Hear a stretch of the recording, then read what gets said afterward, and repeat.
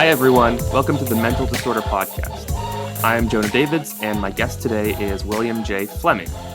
William holds a PhD in sociology from the University of Cambridge and is currently a post-doctoral research fellow at Oxford University's Wellbeing Research Center. William, welcome to the podcast. Thanks for having me on, Jonah. So I invited you on today because I read your new research article that's come out in the Journal of Industrial Relations, and the article is called Employee Wellbeing Outcomes from Individual Level Mental Health Interventions, Cross-Sectional Evidence from the United Kingdom. Now, we'll get into what the study is about in a second, but I first want to know what got you interested in studying workplace mental health, workplace well-being, that kind of thing. Yeah, so really I became interested in it through, just really starting off with my PhD. The PhD program I was on, it was actually originally advertised with connection to a data set, which is the one that I analyze in my paper, and with a broad remit to analyze work and health and well-being. And obviously, in these programs, you don't need to use the data all the time, but this sort of gave me a good opportunity to investigate the relationships between people's work and their well-being. Previously to that, I had been interested in health and health policy, and so the workplace. Even at that early stage, I was seeing how those sort of policy areas of labor and health were becoming increasingly entwined. So that was sort of where it started from, and then as in the early days of my reading and trying to develop research questions that I wanted to investigate, I sort of became aware of the raft of businesses that were advising on well-being, the number of studies in work psychology on relationships between work and well-being and how you can improve it. And then at the same time, there was a bifurcated sociological discussion of these phenomena and of the entwinement with work and health that was very critical of this entwinement.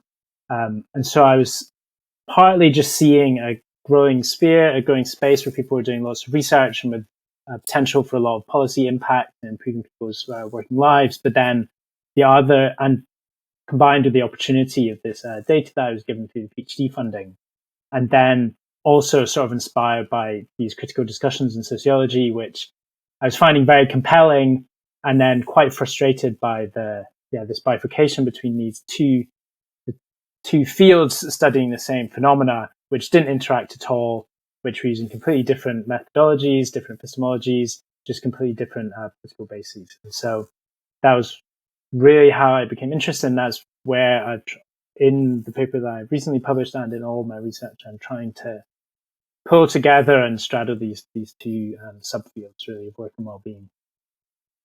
So maybe you can quickly give us a bit of a background in what is sort of the sociologists or the critical sociologists' critique of the kind of merging of, the workplace and health or well-being. I mean, a lot of people would, I think, view that as positive and say, isn't it good that, employers care about their workers, and isn't that what we've always been, fighting for as if you're a labor person or something like that?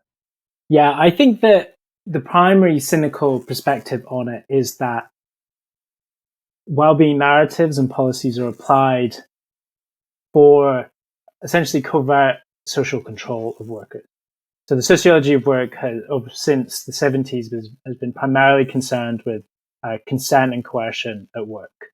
And this was then extended to the rise of sort of explicit concern with health and well-being to say, this is about managing workers to be more productive, to be at work more often, to embody corporate values of hard work, and it sort of constructs an ideal worker who fits with corporate ambitions and aligns how people live their lives. And also on a very individualistic basis, so tying with some of the Foucauldian critiques of the entrepreneurial self at work, and that we must enact and aspire to always be better selves, and how this is particularly apparent in the workplace as a way to extract to extract increased productivity. So that's sort of primarily where where this critique comes from. Also, by rather than taking well-being as an end in itself, which is fundamental to that's the sort of main normative commitment of most social science, is that to try and improve people's lives. And rather than taking that as the end in itself, it was sort of instrumentalizing that for economic gain. And there's a few other critiques around there, but those are really that's the main crux of it. And so it comes down to, this cynical perspective on why management were deploying these narratives and types of policies that come under the name of well-being.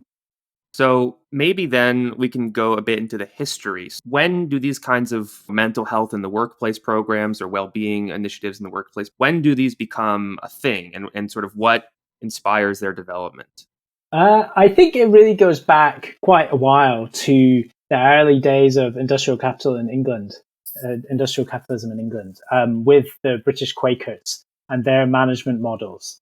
And that was people who live in a community where you work for a specific organization, you live with your colleagues, and everything is provided for you. Your healthcare is given to you in this environment. There's the church, and it was a sort of humanistic model of capitalist management. For example, Cadbury's is sort of the quintessential example there. And so that was that kind of paternalistic management strategy as in opposition to more hard-faced forms of industrial management in the 19th century. So that's where it really began.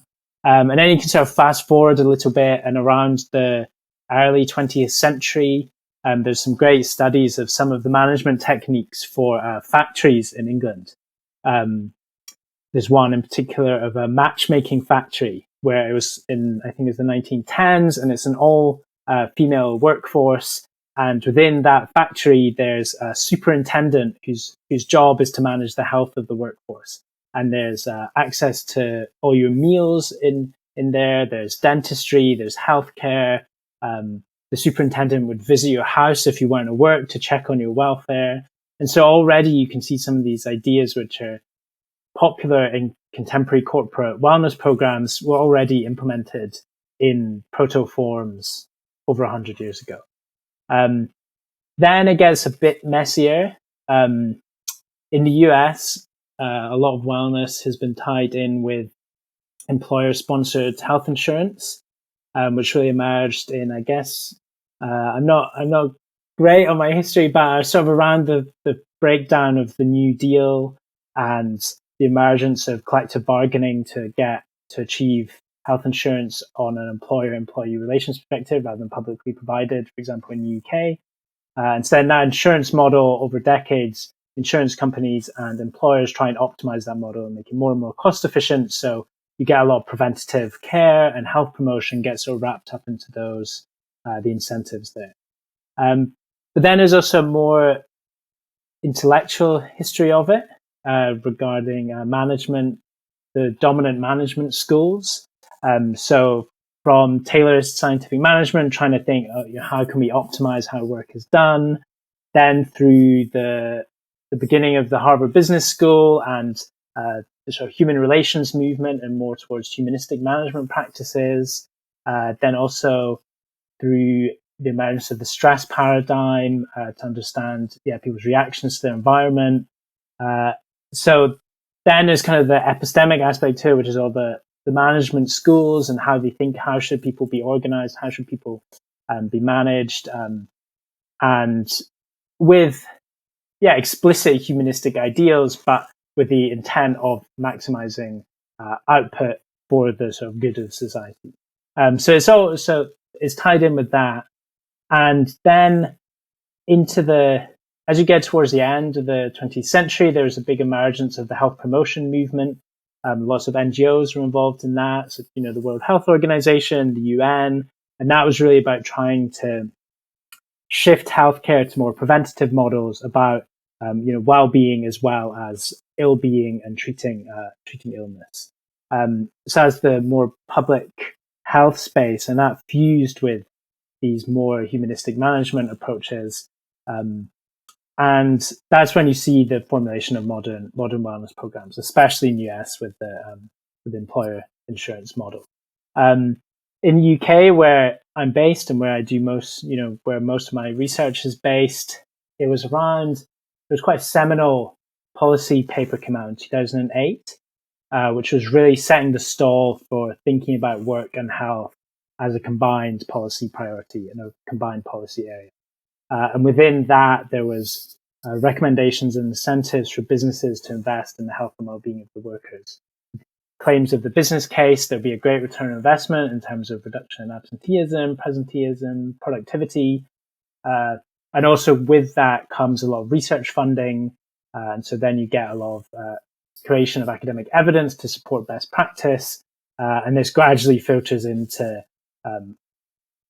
corporate spaces and into large employers, often through consultants and through policy and evidence sort of curation bodies. And then we sort of get up to where we are now, where especially post-pandemic, there's a just total ubiquity of discussion around workers' well-being and their health, and especially around mental health. So sorry, that was quite a long history, but I've actually never been able to. That's why I've actually never been able to go through it all from the start to the finish before, because most people don't really care about the factories in 1910 and 1920 when they're thinking about health and well-being at work. But a lot of the principles and a lot of the practices have really been around for a long time, and some of the ideals in management have been in development for over 100 years now. Well, it's interesting because just tracking the history, like you're saying, you can see these things move from being more collective to more individualistic, right? So it goes from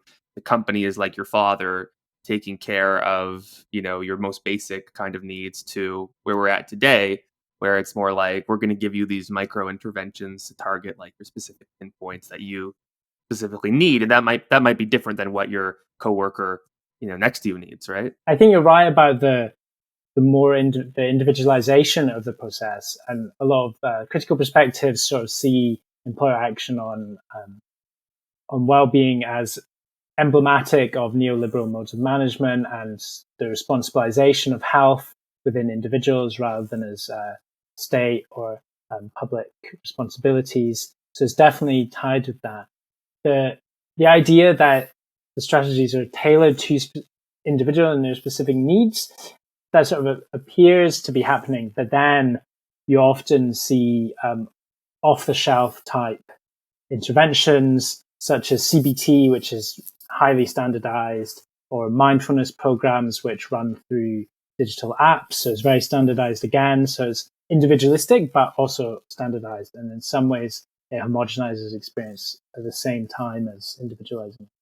So can you talk a bit about, today, what are the different sort of types of these mental well-being interventions, right? Because in your paper, you kind of, I think, divide them into maybe three categories of some kind of, some are about like almost like therapy, other kinds are relaxation, and then I think there was a third one I'm not quite recalling, but maybe you do.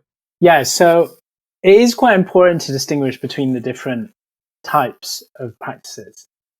And this has not happened in some of the media coverage of my paper, actually, where there's a sort of blanket rejection of, well-being interventions don't do anything. I have a very broad perspective on what counts as a well-being intervention.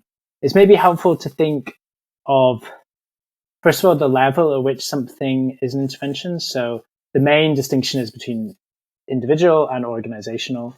Are you trying to directly change the behaviors, mindsets, activities of an individual employee, or are you trying to change organizational policies, practices, working conditions, just the general functioning of workplaces?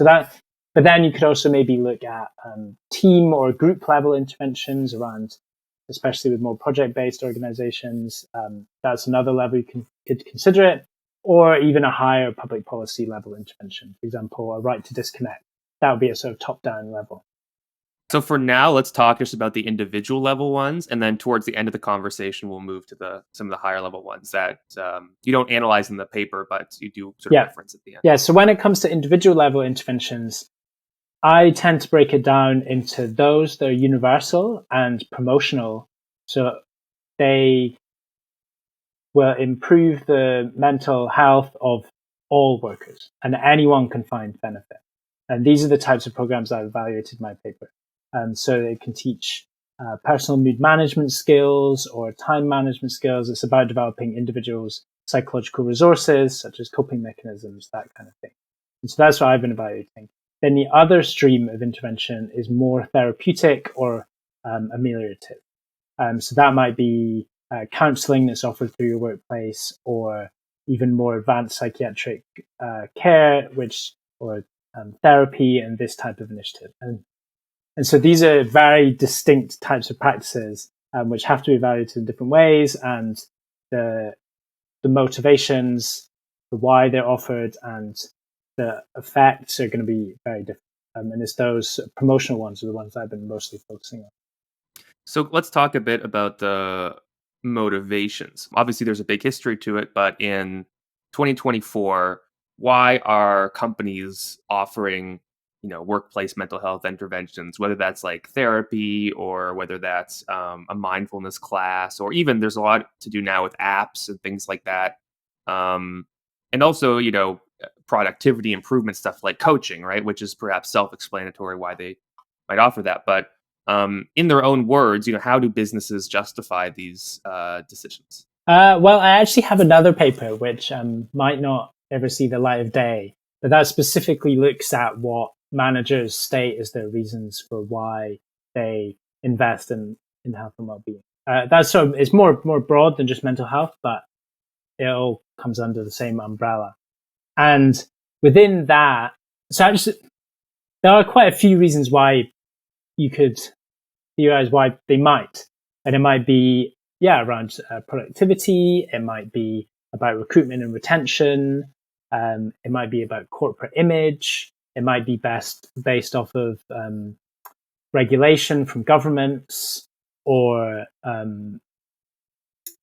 it might be, even there's some suggestion that improving health cultures reduces the number of accidents in the workplace. So there's quite a lot of reasons why you might want to offer it. But when I actually looked at employers' stated reasons for why they do invest, it was far and away it was to do with productivity. That's what I think the survey data I had was about 500 employers, and it's something like 350 of them stated something about improved productivity or engagement, or reduction in absenteeism and presenteeism, so the costs of employment and the costs of poor health among workers. So it's really about economic priority. And this has been partly a result of quite a successful business case that's been put forward by people evaluating wellbeing programs, and also generally trying to improve the quality of people's working life. The idea that happy workers work harder. And so there's been quite a successful business case narrative around this investment.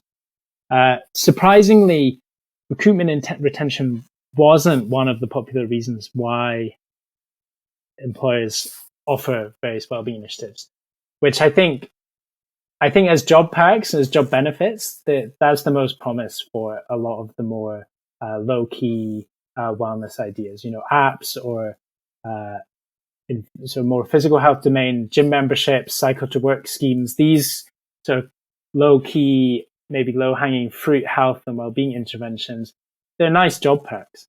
And actually, that I sort of support that. That sounds quite nice. I would rather work for somewhere where I get a free gym membership and have a cycle to work scheme.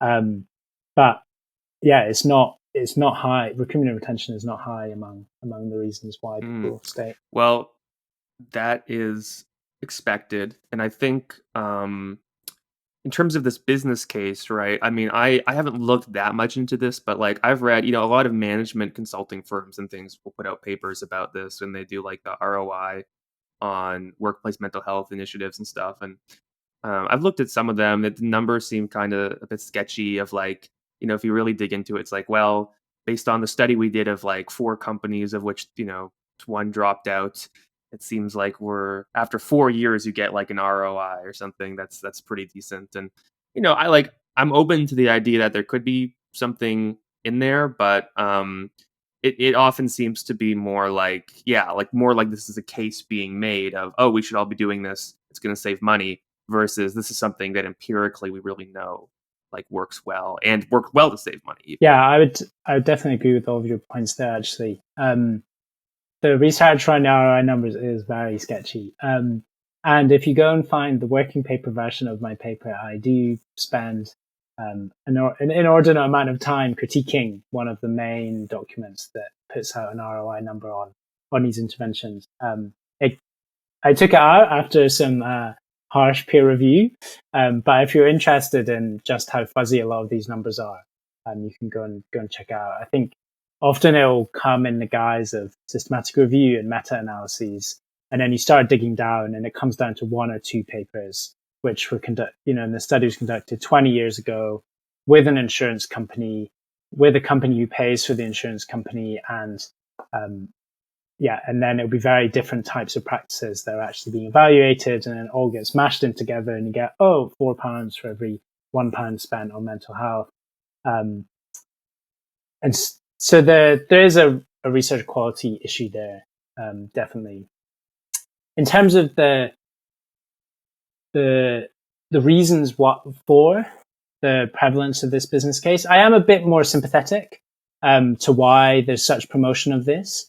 There's going to be different groups of employers interested in employee well-being, and there's going to be those that are very convinced already that there's maybe a paternalistic responsibility of employers, or maybe that this is something that their workforce has specifically asked for. There will be a group who are directly responding to concerns around how people are doing their work.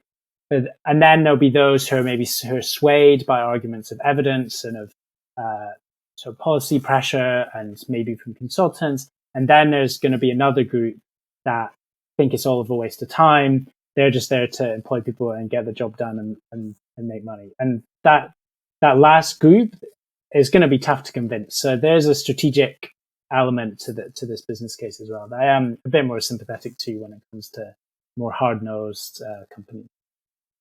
Well, let's talk about your paper. I guess the best way to kind of set this up is to say that you used the Britain's Healthiest Workplace survey. You looked at, I believe, 2 waves of data. You're basically just looking at, okay, or I should backtrack. So this survey is a huge survey. It has almost 50,000 respondents belonging to over 200 organizations. And the survey basically asks workers, okay, have you participated in any mental health or well-being programs, interventions at work? And then you basically do the comparison of, okay, when we look at people who have versus those who haven't, is there, a noticeable difference? And I mean, maybe you can sort of talk about a bit what your method was and how you did the comparisons, and what sort of outcome measures from that survey you used to judge whether somebody was, more or less mentally healthy or had higher well-being. Yeah, so you've basically summarized what I did, which in the most rudimentary form was comparing people's mental health from those who participated with those who didn't. There's a bit more statistical jigging around going on before. I use what we call cluster propensity score analysis, which doesn't sound very sexy on a podcast, but basically it's to try and control a bit more for the selection into these types of programs. So obviously, certain people are going to be more likely to engage with a mindfulness program than others. And so by including a raft of independent variables and covariates of participation, you can balance the groups of those who participate and those who don't. And then it was just about comparing across various outcomes to try and establish whether those who do participate are any better off than those who don't.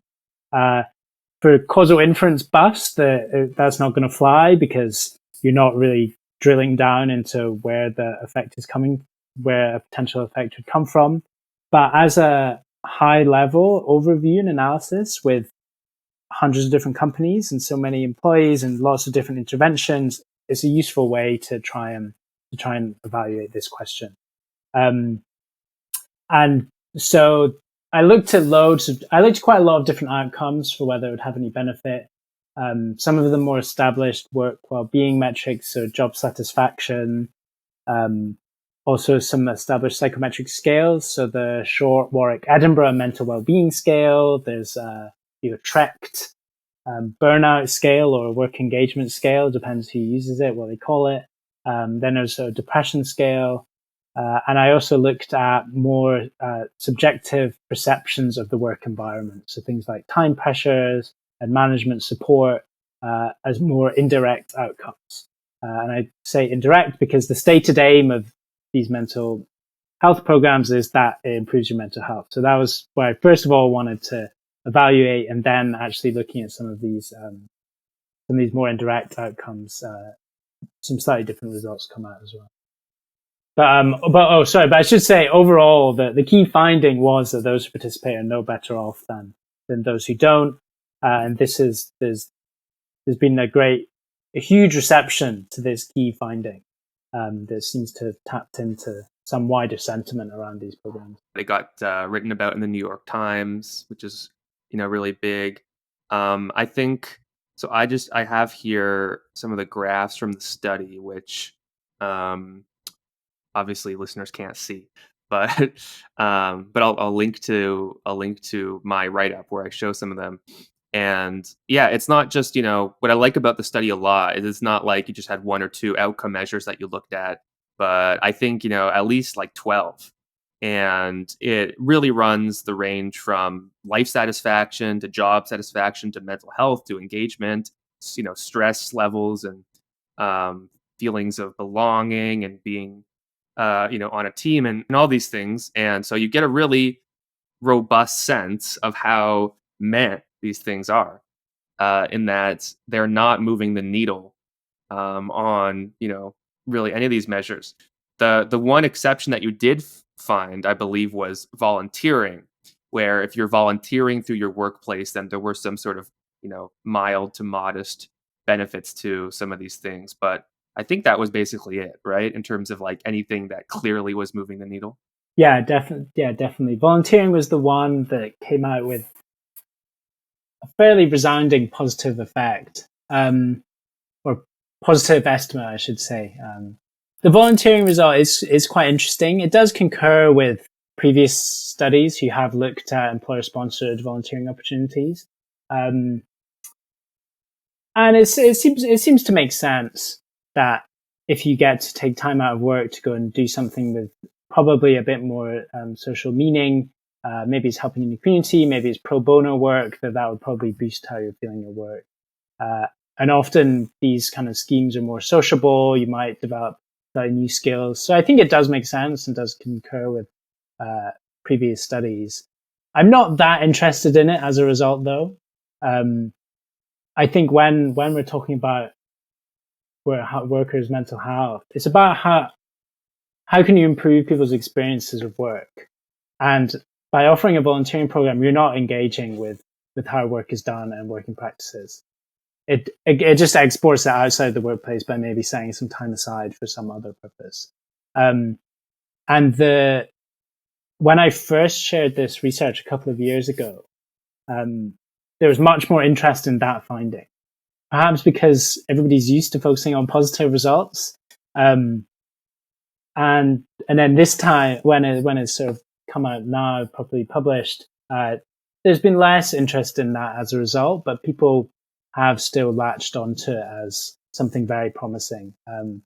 But it's not rhetorically. I'm not sure how helpful it is actually to focus on volunteering as a way to improve workers' mental health. I mean, in the actual paper, you're not trying to play it up. You talk about how it's like a pretty small effect. I should say as well, in my paper, the main methodological issue is selection bias. And I just take data at one time point. So whenever you do that, it's so difficult to entangle, when it's probably bidirectional relationships. So, for example, if the people who participate in volunteering opportunities through their work are probably already more likely to engage in that kind of activity. They're probably more pro-social. They're probably more outgoing. So they're the types of people that probably have better mental health anyway. And I do my best to tease out these bidirectional effects. I sort of propose different interpretations of these results. But that is one thing I would say. I think there's even in the positive estimates, I think there probably there will definitely be remaining selection bias.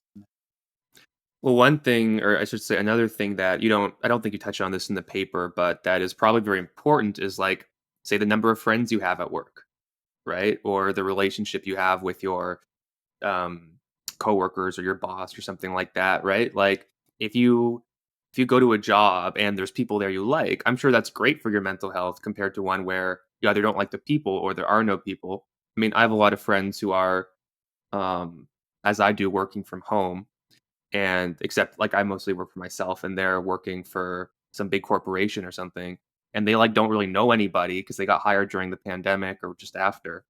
And even when they go into work for like a hybrid work day, since they're only going in once or twice a week, it's like they don't really know anybody and they don't really have the opportunity to build those bonds. I just think like that must be terrible for your enjoyment and well being, um, at work. But I'm not sure if people have researched that more in depth or not. But that seems like a common sense kind of thing. Yeah, I think there's lots of people in management who have studied this. I think is you're right. It's not something I looked at in the paper.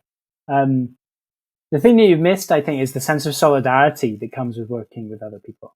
Um, and sometimes, in the face of bad jobs, supportive colleagues acts as a different kind of resource for getting through the day. So, in my paper, I use the job demands resources model of understanding stress, and that's the sort of dominant theory of work stress.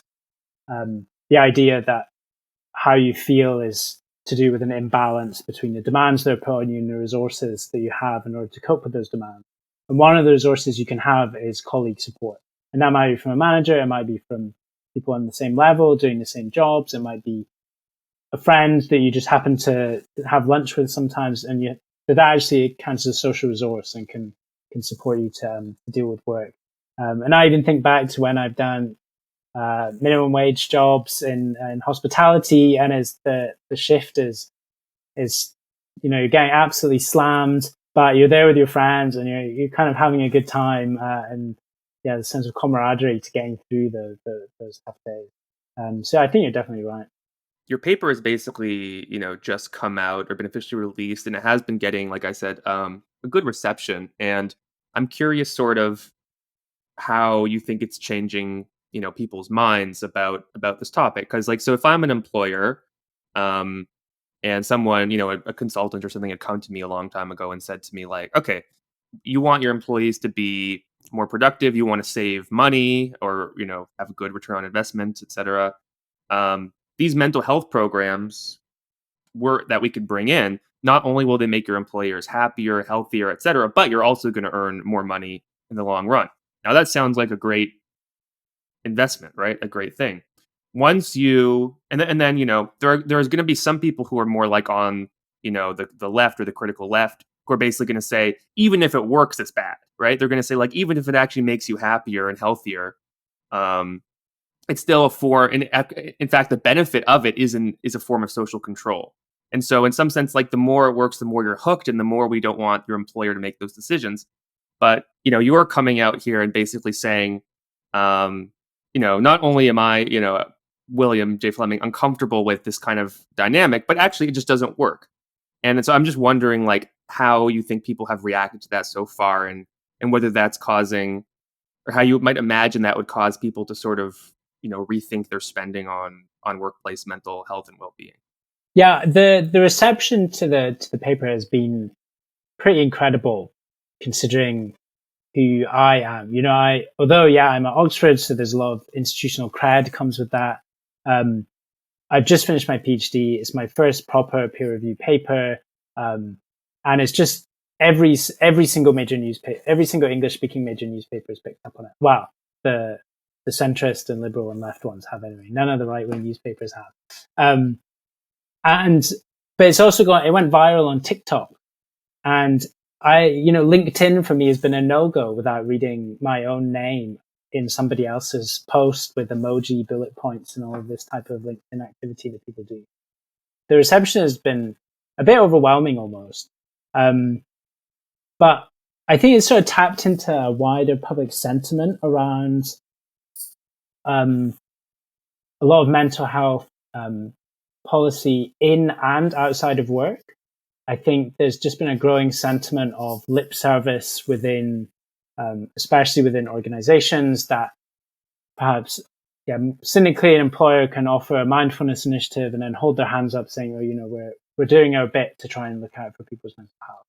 Um, the most egregious examples for me would be the public health service in the UK during the pandemic. There was exceptional demands on people who are frontline health workers, and they were offered a free mindfulness app for the year. And it's the scale of that response to the stresses and demands on people is ridiculous. And so I think there was a growing awareness of this, and that seems to be what the press interest and the amount of coverage has really tapped into. That public sentiment anyway. If you go and look at the comments on the New York Times or the Guardian article, it's full of people saying, "Yeah, give me a pay rise, stop bosses bullying people, help me do my job," instead of just abstractly talking about well-being. So it does seem to have tapped into that. I think there's also been an improvement in the management advice around improving well-being at work in the last few years, partly because of the pandemic, where it maybe put it into sharper focus, um, and growing awareness among people consulting or people advising on policy, occupational health specialists, that we have to revert to focusing on working practices and working conditions, and that's fundamentally um, what makes people experience their work in a more, I guess, fulfilling and more bearable way. So it's also tied into a bit of a trend that is already happening, because most of the posts that I see from consultants and coaches are saying, "Yes, finally somebody's saying it. We need to focus on the organization and the workplace culture," and so that's really good to see and really promising that there seems to be a bit of a shift. But it didn't seem to me as though anyone was saying it too loudly before last year. Well, so there's the sort of material. I don't want to get too like philosophical or whatever, but so there's this.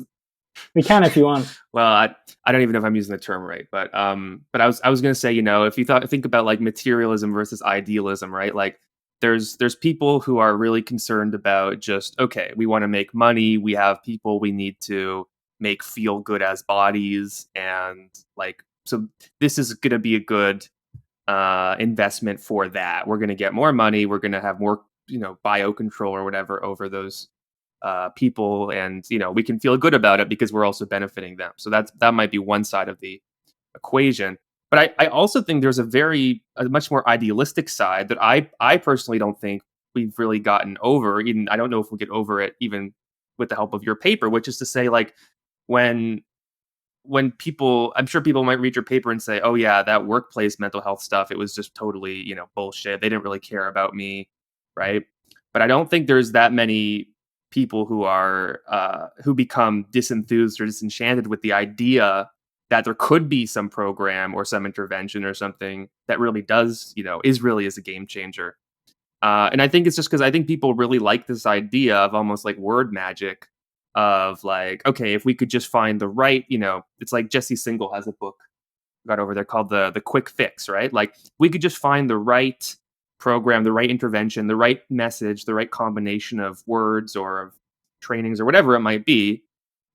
We could solve this massive social problem. And I was just kind of curious, given you've worked on this topic. I mean, what in your mind it continues to motivate people psychologically just to continue to believe in that these little interventions, these tiny programs and things for like an individual, for one person, can just have these massive, changes in behavior or well-being. Yeah, I think it's an interesting discussion. And I have another paper which is in the works. I'm trying to develop, which is trying to understand, the ideological function of work well-being as a narrative, and how practices fit within that. And I think part of the appeal, exactly how I frame it in the paper that I've got, is that it's a depoliticized form of labor reform.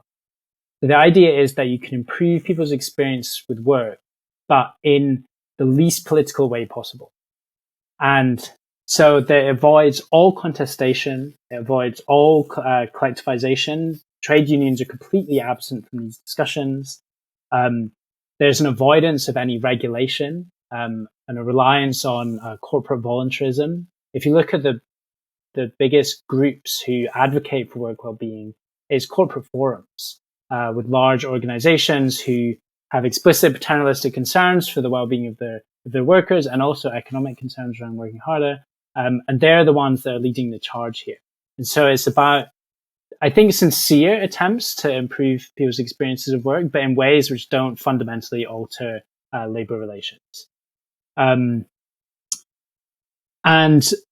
I think that's why often the types of interventions that get proposed are very small scale, because it's very undisruptive.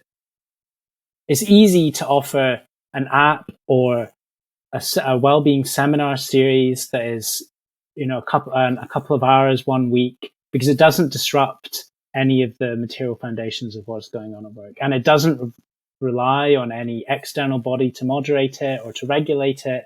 It's employer-led reform of labor, which has, as you've already said, multiple outcomes around increased social control and buy-in to work, but also increased productivity. So that's my sort of ideological critique of what's going on here, and we'll see if others agree with it. If I get it published. I think something is also going on here, and it has to do with kind of like it might be a generational thing. I'm not totally sure, but people not wanting to or not believing in making difficult, hard trade-offs about work and mental well-being. I mean, like for most of human history, people understood and took as granted or whatever. Like people just knew, okay, if I'm going to work really, really hard, it's going to be difficult, and they didn't necessarily think too much about like, I should be able to work 80 hours a week, but also be feeling great, like mental health wise, right? I don't think that was. I think people understood there was a trade off. I mean, even you want to talk about like unions or something like that, right? So take construction, right? So like if you go to like China, the construction workers are probably building like 6, maybe even 7 days a week. They're probably working extremely hard. They probably don't have the best mental health, but buildings get built really fast. Here in Toronto, where I live, to build like a building or a subway or whatever it might be takes like years, and you can constantly see construction workers taking their sweet time with things and stuff because they have a very strong union. So the union is good for their mental health. I have no doubt about that. But again, there's like a trade off between the mental health of the worker and the societal benefit.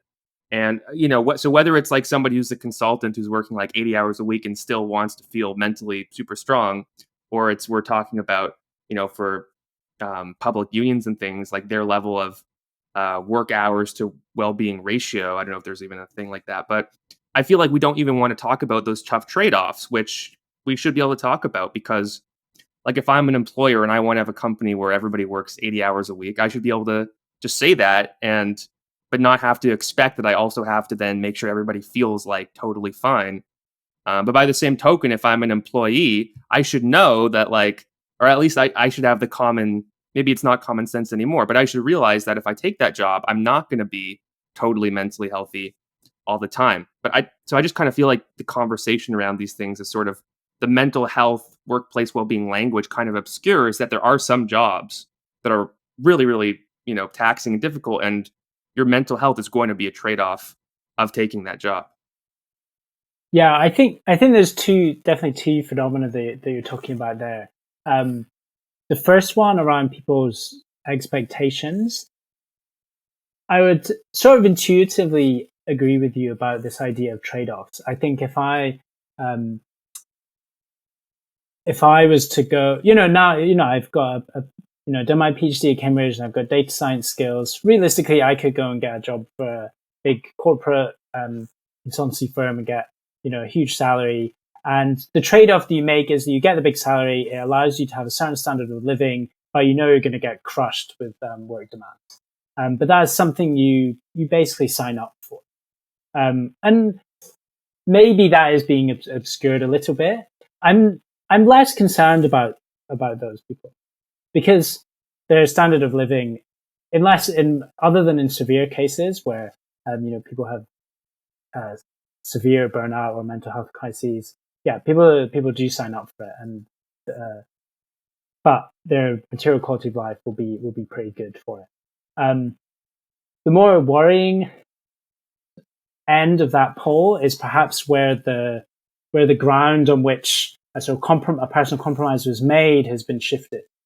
So in the UK, right now, the news every single week is about crises in the health service, and there I think people have signed up to a public sector's role, maybe a nurse, a doctor, even cleaners in hospital, where the pay is probably not as good as other professions, but you're contributing to the public service, the public good, and there's a sort of an agreement over what's expected, that the job is recognized by society and by the organization.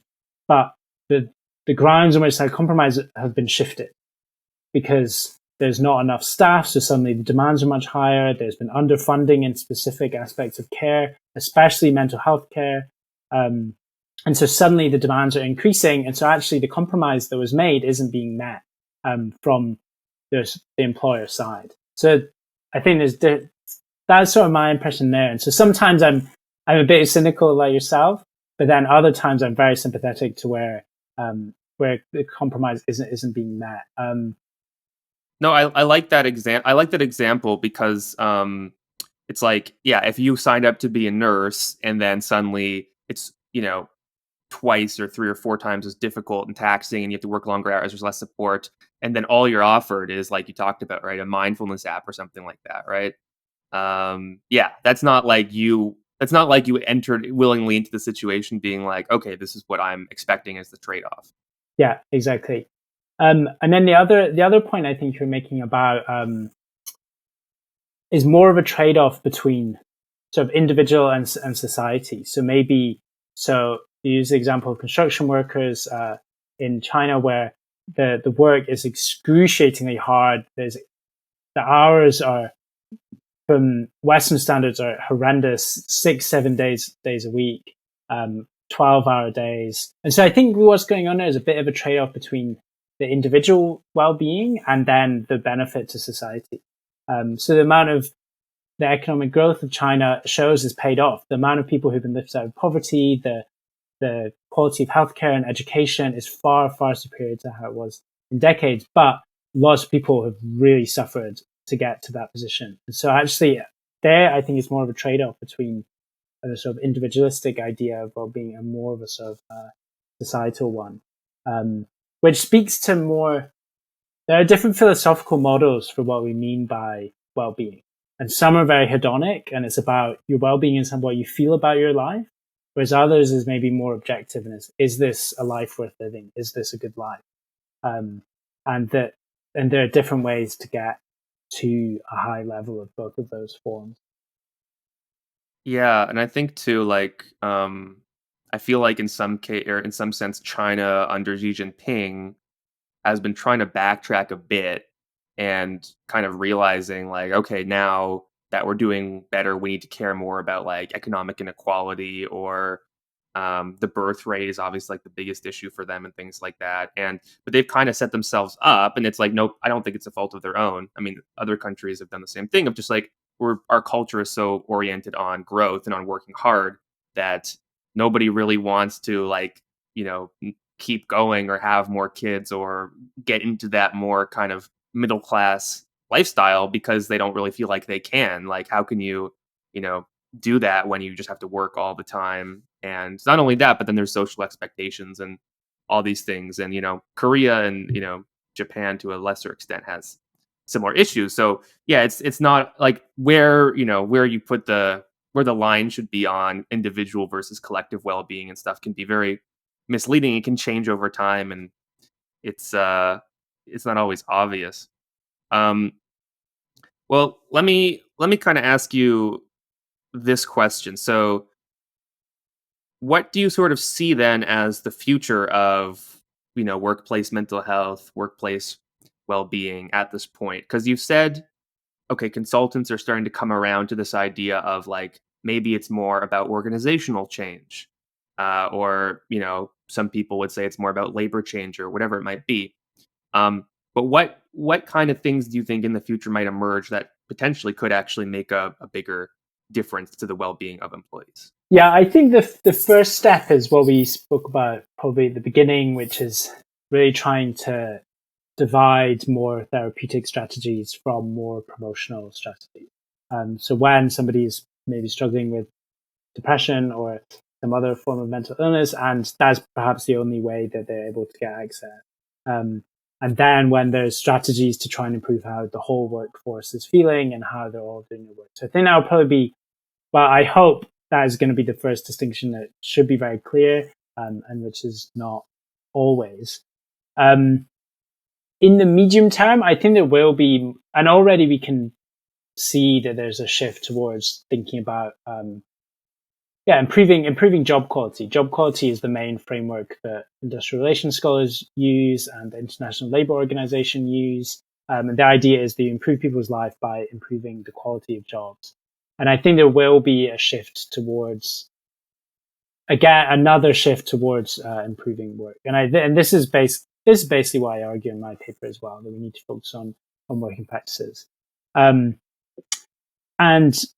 in the next project that I'm putting out with my colleagues in Oxford, we've tried to pull together.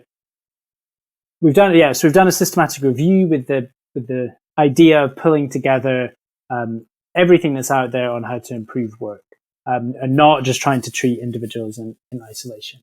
And there are quite obvious things around job control and flexibility. And there's some great studies, for example, Erin Kelly and Phyllis Moen's book Overload, which won all the sociology prizes in 2022. And that was really a study of how if you just give people more flexibility around when they do their job, they're able to manage their work and family imbalances and demands.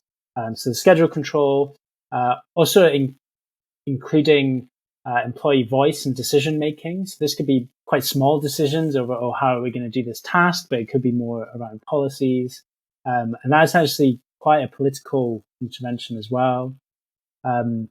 Even just improving the monitoring of stress at work can have a big impact. You can have stress audits which are a huge battery of questions trying to identify what are the key stresses and demands on people at work.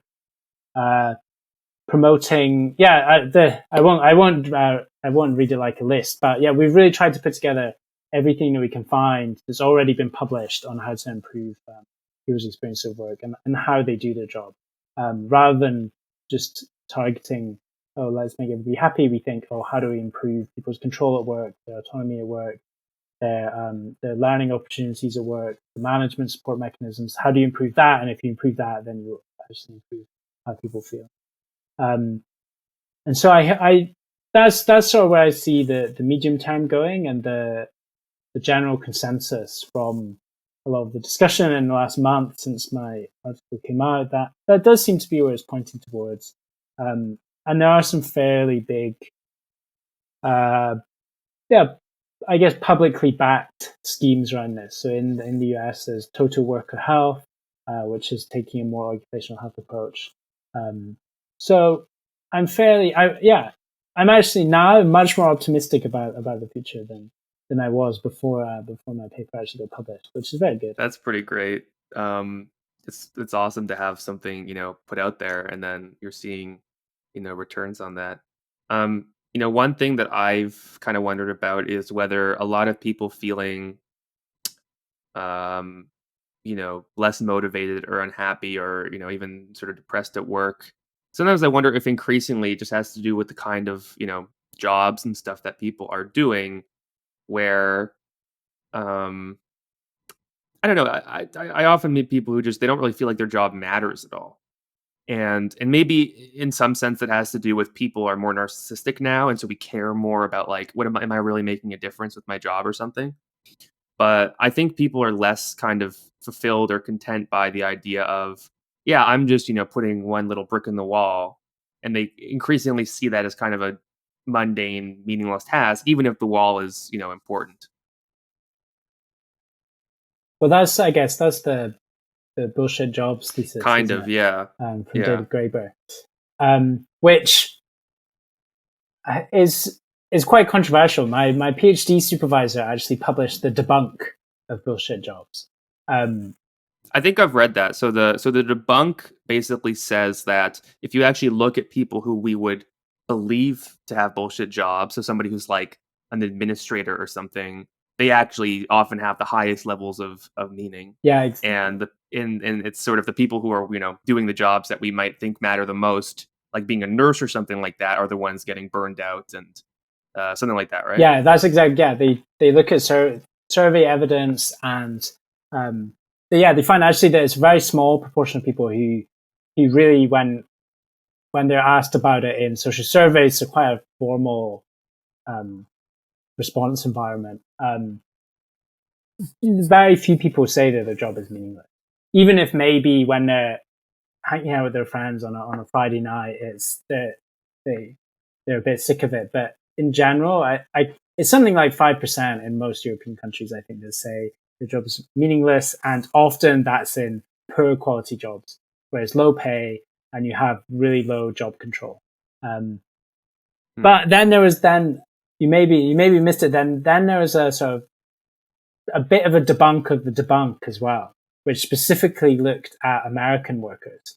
Um, and this study, also published in Work Employment and Society, showed that American workers, there is a much higher proportion that feel their job is not contributing to society and not meaningful. So I think that highlights that there's probably cultural differences between Europe and US around this. Um, and maybe that does speak to some of these issues around individualization and a sort of decline in the awareness of uh, the benefits of collective labor, not put together, but as everybody contributing to the economy and the economy bringing about improvements in people's quality of life. So maybe that's where there's been a decline. Yeah. Anyway, there's three tiers of arguments. William, so we're running out of time. Just tell the listeners basically if they want to find your work, what's the best place for them to go? Follow me on Twitter at Will J Fleming, or you can also follow me on, I guess, LinkedIn, which yeah, academics have disappeared from Twitter, so maybe that might be more useful. Or everyone can email me as well. Um, they can they can find me. Just Google William Fleming Oxford or something like that. All right, well, I'll put all those in the show notes. All right, well, William, I really look forward to reading. It sounds like you've got a couple of papers coming out soon that are all going to be really interesting. So I'm looking forward to reading those. And, thank you for coming on the podcast. No, thanks so much for having me.